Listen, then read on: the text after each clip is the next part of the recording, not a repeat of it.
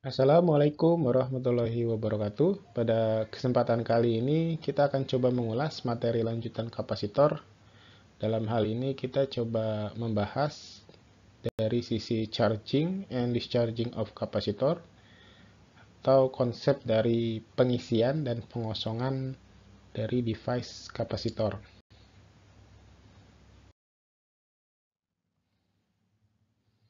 Kita mulai dari charging atau pengisian kapasitor. Jadi konsep charging itu sebenarnya memberikan muatan, tapi tidak sekedar memberikan muatan, melainkan bagaimana muatan yang diberikan itu terkumpul dalam dua plat yang berbeda. Jadi diberi muatan, tapi dengan catatan antara plat yang satu dengan yang plat kedua ini muatannya jenisnya berbeda gitu ya. Jadi di atas misalnya muatan positif ya, makanya di sini muatan negatifnya berpindah gitu ya. Muatan negatif berpindah seterusnya sampai nanti pada akhirnya atau finalnya adalah bagian plat atas itu adalah seluruhnya positif, bagian bawah itu seluruhnya negatif atau mendominasi ya. Dominasi plat atas positif, yang mendominasi plat bawah itu adalah negatif gitu. Kira-kira nanti grafiknya seperti ini. Pengisiannya nanti pada satu titik di mana pada finalnya ya, pada akhirnya semuanya positif di bagian atas, semuanya positif bagian bawah, maka grafiknya dia akan lurus ya. Ya, antara grafik jumlah muatan dengan time waktu ya. Gitu. Nah, selanjutnya kita coba tinjau dari sisi perhitungannya. Dari gambar terlihat jelas bahwa di sini ada sebuah rangkaian, ada potensial listriknya, sumber tegangan V yang bersifat konstan, misalnya 5 volt dan seterusnya ya. Lalu di sini ada resistor ya atau tahanan. Lalu di sini ada C-nya, kapasitornya gitu. Maka total dari potensial listriknya adalah V0 ya. V0 sama dengan VR. VR itu adalah pada resistornya R ya. Pada resistor. Lalu C-nya potensial pada kapasitor gitu. Jadi V0 itu maksudnya konstan ya. Karena konstan misal di sini 5 volt gitu, karena nilainya konstan. Gitu disebut V0 atau V awal gitu. Nah, selanjutnya kita juga punya konsep untuk potensial pada kapasitor bisa ditentukan dengan persamaan V kapasitor sama dengan Q per C ya. Sekali lagi Q-nya adalah muatan ya. C-nya adalah kapasitansi ya. Kapasitansi jangan lupa adalah seberapa banyak atau seberapa daya tampung muatan yang bisa ditampung dari sebuah plat kapasitor. Vc sama dengan atau potensial pada kapasitor sama dengan Q per C. Lalu kita tinjau VR-nya. VR di sini ya, di sini punya VR, di sini punya Vc gitu ya. VR kita tahu ini adalah V sama dengan I kali R. Lalu kita coba substitusi masing-masing ya. Vc ini masuk ke sini ya. VR ke sini. Ya. Maka didapat V sama dengan IR ditambah Q per C gitu. Next, selanjutnya karena di sini terjadi perpindahan muatan ya. Karena saat pengisian ini terjadi perpindahan muatan ya yang disebut dengan polarisasi ya. Atau pengkutuban. Jadi yang muatan positif berkumpul muatan positif gitu. Yang muatan negatif berkumpul pada muatan negatif, maka terjadi perpindahan muatan ya. Maka akan terjadi perpindahan muatan secara gradual ya. Enggak secara seluruhnya langsung muatannya langsung berpindah, enggak. Tapi secara gradual, secara bertahap, secara perlahan. Dan secara perlahan ini kita bisa definisikan secara matematis dengan menggunakan diferensial, di mana perpindahan muatan tiap satuan waktu bisa kita gunakan d per dt gitu ya. Nah, berarti ini kita kali d per dt semua. Bagian ini jadi dv per dt. Lalu yang bagian ir di per dt. Yang bagian qc adalah dq per dt. Ini disesuaikan agar nanti kita bisa menemukan persamaan yang diinginkan secara matematis. Nah, setelah itu kita coba lakukan penyederhanaan. Kita tahu dv per dt adalah 0 karena v tadi nilainya konstan ya. Konstan itu nilainya tetap, sudah tetap, misal di sini tadi 5 volt, 10 volt dan seterusnya. Lalu dq per dt kita tahu muatan yang bergerak ya. Muatan yang bergerak persatuan waktu adalah I ya. Jadi I sama dengan dq per dt ya. Itu. Makanya di sini jadinya I ya, atau disebut dengan arus listrik. Nah, selanjutnya ini kita coba uraikan secara matematis saja, penyederhanaan. Kita pindah ruas. Yang ini pindah ruas, lalu minusnya dikasih ke sini boleh ya, atau minusnya di sebelah ruas yang lain juga boleh. Nah, ini juga penyesuaian aja. Jadi kita kumpulin yang bisa kita integrasikan yang sama. Di sini ada I, ada DI, maka kita pindahin ke sini ya. Jadi pembagi secara matematis. Karena ini sudah kita pindahin I-nya, maka DT-nya boleh ke sana ya. Jadi DT ke sini, lalu R-nya boleh pindah ruas juga, jadi ke bawah. Maka dapat DT per RC sama dengan min DI per I. Gitu. Nah, kalau udah sampai sini, maka sekarang kita bisa melakukan integrasi. Kenapa sih diintegrasi ya, diintegral? Karena tadi kita ingin mentotal seluruh perpindahan muatan tersebut. Kan ini terlihat dari gambar perpindahannya satu-satu kan. Muatannya satu-satu ya. Nah, kalau ditotal secara keseluruhan, maka kita bisa pakai konsep integral gitu kira-kira penjelasannya ya. Nah, ini juga matematis, masih penyesuaian matematis. Dipindah ruas saja, ditukar ini ya. Jadi yang sebelah kiri adalah DI per I, sebelah kanan adalah min DT per RC. Langkah selanjutnya adalah kita integrasi, kita integral ruas kiri dari I0 sampai I, karena yang kita integral adalah terhadap I. Lalu yang sebelah kanan dari 0 sampai T, karena waktu itu yang mulainya dari 0 ya. T itu. Kalau yang sebelah kiri dari I0 sampai I, karena ya konstantanya dari I0, I awal, arus awal sampai I tertentu gitu. Lalu kita integralkan. Bagian ruas kanan ini pasti mudah, integral dari min dt adalah t ya. Ini sama aja seperti integral dx ya. Kalau di sini nggak ada konstantanya ya, jadinya integral dx adalah x gitu. Mungkin yang sedikit penjelasan adalah integral di sebelah kiri ini gitu. Kenapa jadi ln i, itu maksudnya apa? Saya harap sih sebagian sudah tahu ya, tapi coba saya review. Jadi ln itu adalah logaritma natural ya.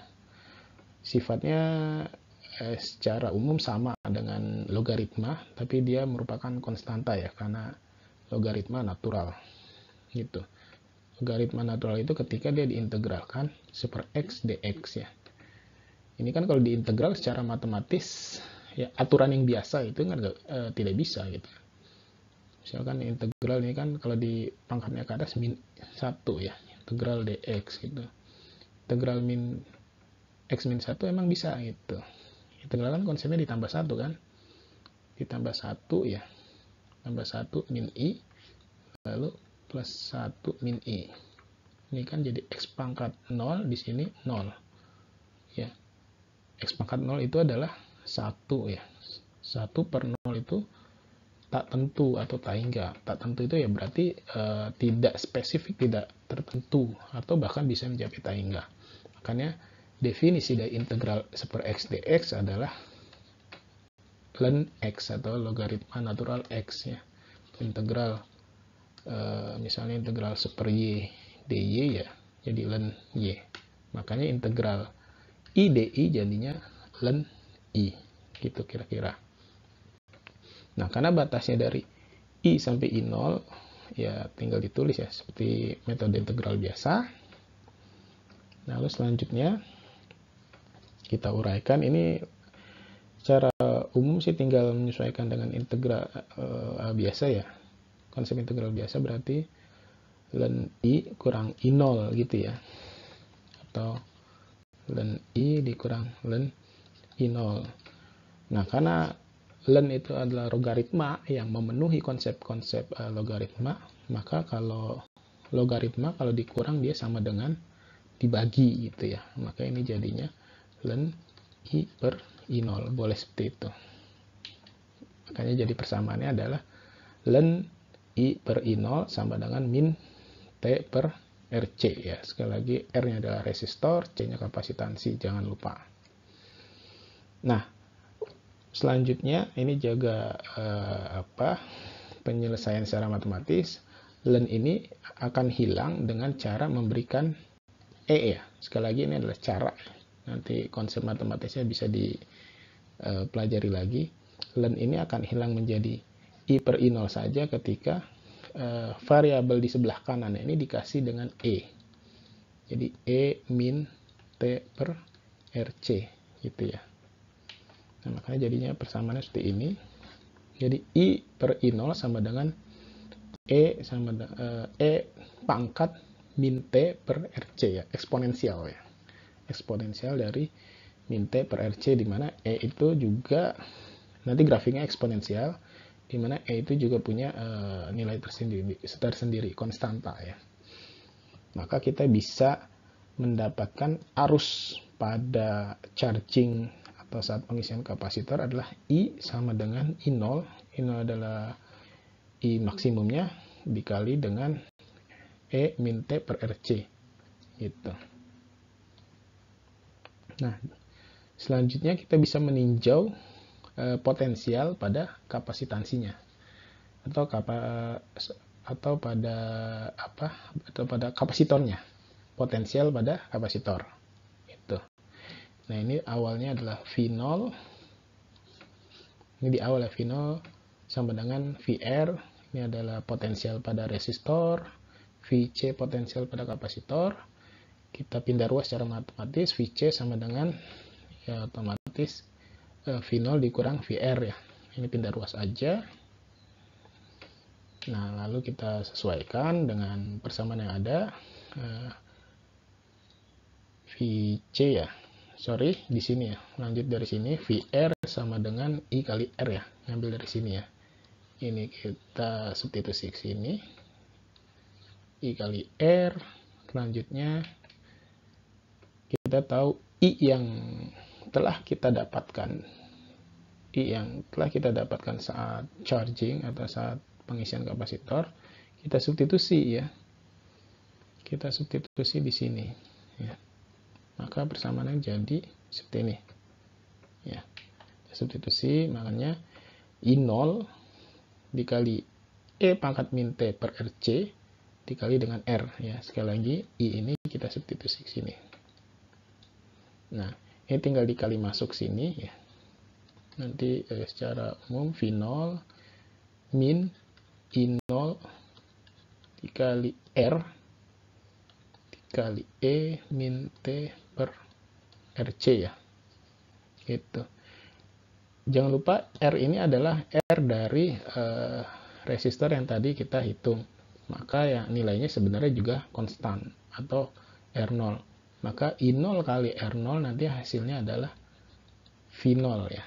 Nah, makanya hasilnya menjadi V0 min V0 E pangkat min T per RC. Gitu. Sehingga VC atau potensial pada kapasitor nilainya adalah V0 dikali dalam kurung 1 min E pangkat minus T per RC ya.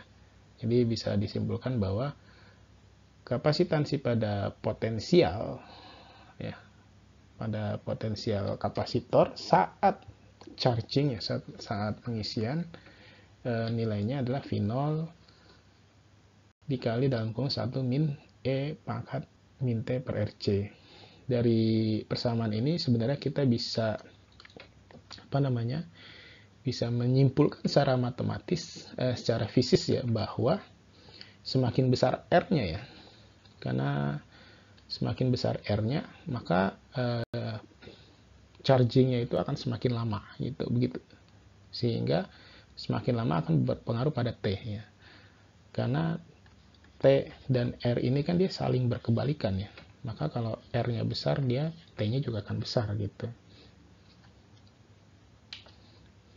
Nah ini grafiknya kira-kira ya, grafik akhirnya ketika proses charging atau pengisian. Sumbu X adalah time ya, waktu. Nah, sedangkan sumbu Y adalah jumlah muatannya ya. Jadi grafiknya seperti ini, dan ketika dia sudah mencapai titik puncak, di mana di sini menunjukkan bahwa masing-masing plat sudah terjadi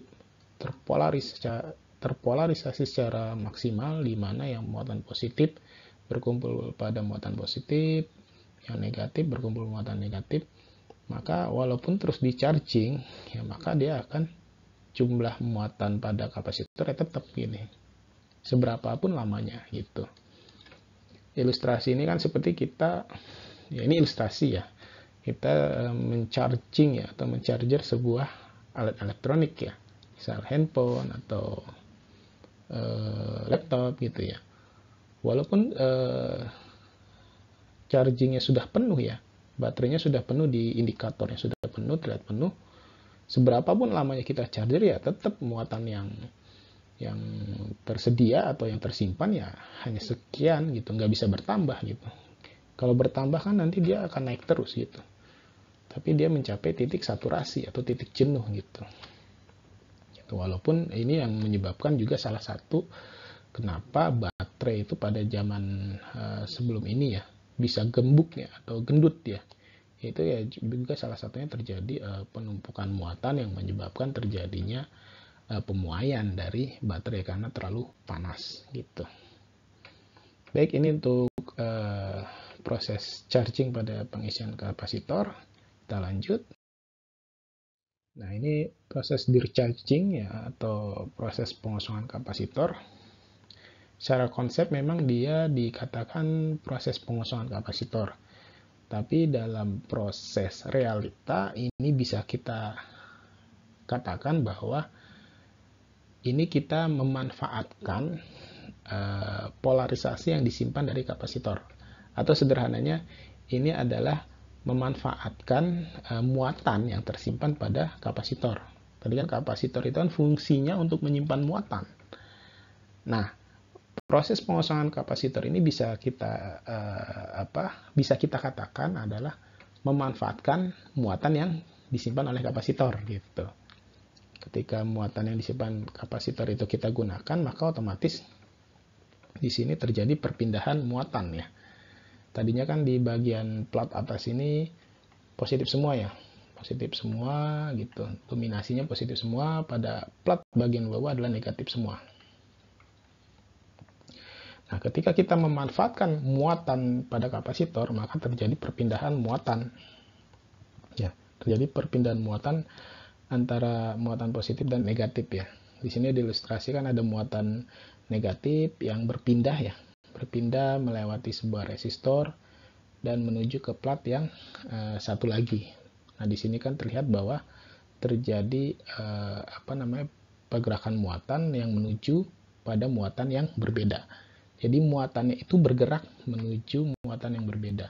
Nah, muatan yang bergerak itu kan kita sebut dengan arus ya. Muatan yang bergerak itu adalah arus gitu. Nah, sekarang kita coba tinjau dari segi matematisnya. Di sini ada potensial kapasitor. Kita tahu VC sama dengan Q per C. Lalu karena di sini ada resistor ya. Di sini ada resistor, maka kita tinjau juga potensialnya I sama dengan V per R ya. Lalu kita coba tinjau dari sisi muatan yang bergerak ya.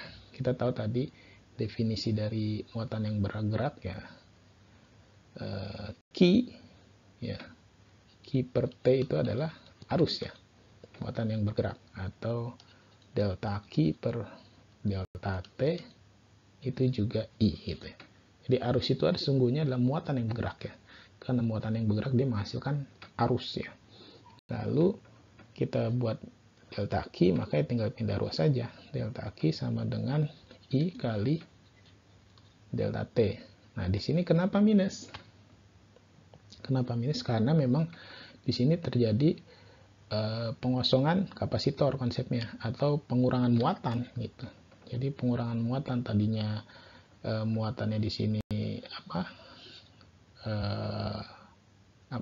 jumlahnya sekian, kan dia berpindah nih. Karena berpindah maka muatan yang di sini berkurang. Kira-kira konsepnya seperti itu.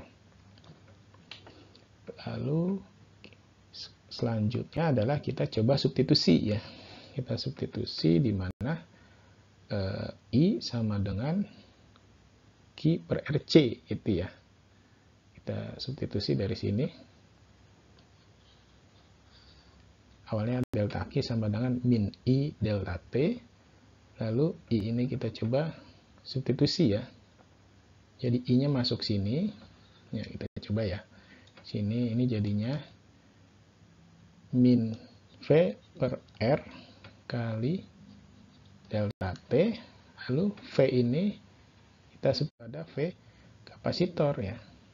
Kita substitusi sini. Maka nanti jadinya adalah Q per C kali R kan gitu ya, delta T gitu. Di substitusi ke sini ya, hasilnya menjadi ini ya, Q per RC kali delta T ya. Jadi jangan sampai bingung, ini hasil dari substitusi ke V potensial. Lanjut, setelah itu karena tadi yang ditinjau adalah delta Q delta T, lalu kita mencoba meninjau dari sisi diferensial yang menunjukkan nanti merupakan parsial. Saya ulangi, jadi parsial itu terjadi perpindahan satu-satu kan. Ini kan ilustrasinya ya. Ilustrasinya terjadi perpindahan muatan secara satu-satu yang disimbolkan dengan deki ya, secara gradual gitu, per satuan waktu ya. Gitu. Nah, selanjutnya kita coba sesuaikan secara matematis. Kita kumpulin Q sama Q ya. Karena di sini ada deki dan Q. Kita kumpul jadi satu, maka di sini pindah ruas jadi pembagi. Sedangkan di bagian sebelah kanan karena tidak ada T ya, jadi integralkan saja terhadap dt itu. Integral Q0 terhadap Q, lalu integral terhadap waktu 0 sampai waktu T tertentu. Nah, sekali lagi ini sama seperti yang sebelumnya, integral seper Q dq ya. Ini kan tadi sama seperti integral seper x dx, makanya dia menjadi ln Q ya, ln Q per Q0, dari batas Q ke Q0 itu. Sedangkan yang sebelah kanan ini juga sama, masih sama, integral dt ya jadi T gitu. Lanjut, ln Q jadi menggunakan konsep logaritma ya. Kalau dikurang sama aja jadi pembagi. Sebelah ruas kanan masih sama. Next, nah ini konsepnya sama, untuk menghilangkan ln ini, maka bagian T per RC ini dikasih E ya, dengan pangkat ya. Jadi E pangkat min T per RC, ln di sini hilang gitu. Maka secara matematis kita bisa mendapatkan muatan ya. Ini jumlah muatan, berarti jumlah muatan yang terjadi pada proses discharging atau pengosongan kapasitor adalah Q sama dengan Q0 E ya, pangkat min T per RC. Lalu kita coba uraikan lagi secara matematis. Kita tahu bahwa Q sama dengan C kali V ya. Ini kan V sama dengan Q per C, maka Q-nya adalah C kali V gitu ya. Maka yang ini jadi C kali V, karena di sini Q0, maka di sini C kali V0, kira-kira seperti itu. C-nya dicoret ya, langsung C-nya dicoret, maka kita mendapatkan potensial listrik pada proses pengosongan kapasitor adalah V0 ya. V0 itu berarti potensial listrik maksimum dikali dengan E pangkat min T per RC gitu. Nah, dari sini kita bisa menyimpulkan ya, dari persamaan matematis ini ya, kurang lebih sama, tapi konsepnya dibalik gitu dengan proses pengisian ya. Ini sama, jadi T per RC ini kan dia berkebalikan ya, saling berkebalikan, berarti semakin besar R-nya ya semakin besar pula T-nya gitu. Jadi kalau R-nya ini besar, maka proses pengurangannya ya dia akan semakin lama gitu. Nah, ini kira-kira grafik ya, grafik dari proses pengosongan kapasitor. Jadi di sini tadinya muatannya banyak lah gitu ya. Muatannya banyak, lalu secara eksponensial dia akan berkurang seiring dengan bertambahnya waktu ya. Sekali lagi, berkurangnya muatan ini bukan berarti muatannya hilang, bukan, tapi yang berkurang adalah polarisasinya gitu.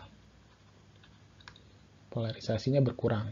Tadinya positif sama negatif ini saling terpisah, ketika terjadi perpindahan arus maka dia akan berkurang gitu. Jadi yang berkurang itu adalah polarisasi dari masing-masing muatan, sehingga nanti pada titik akhir ya, maka plat ini, plat atas maupun plat bawah akan menghasilkan plat yang netral. Plat atas berisi muatan positif negatif, plat bawah juga terisi atas muatan dari positif negatif semuanya. Baik, mungkin itu penjelasan dari saya terkait dengan proses charging dan discharging pada kapasitor. Semoga bermanfaat dan bisa dipahami. Sekian dari saya. Wassalamualaikum warahmatullahi wabarakatuh.